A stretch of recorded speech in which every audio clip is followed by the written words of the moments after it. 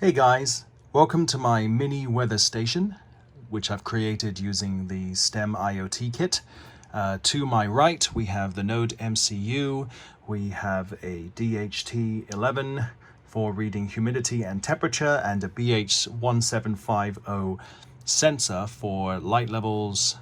And to the left, we have the Blink app with the mini weather station app that we've created, which will read light level, temperature, humidity, and we'll also have notifications if the light level's too low or the temperature's too high.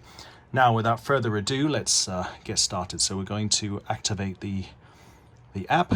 So right now it says the temperature is 26 degrees, humidity level is 52. Now, notice the light level is 283. If I turn off one of the room lights, yeah, it will say room is too dark, but yeah, right now it's about 38. If it's below 50, it will say that. Now, if I put the light back on, yeah, it will go back to light level higher than 50. Now, we have some boiling water here. I was hoping that we could get this greater than 30. Now, bear in mind that the DHT11 is not waterproof, but we want something to, maybe we could get a bit of steam. Okay, let's just see what happens. Right, hold on just a moment. Sorry, it's just the phone keeps sleeping. Right, so if we were to put that there, yeah, you might be able to breathe on it. You'll also notice that the app says the room is too dark because I am covering the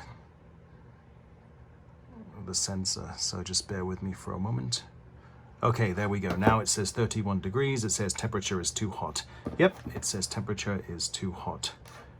Okay, and you'll know if you're away and your room is really hot, you'll get a notification that says the temperature is too hot. Or if you're in a bedroom and you need the light to be on all the time, even when you're away, and someone turns the light off, there will be a notification that tells you that the light level is too low.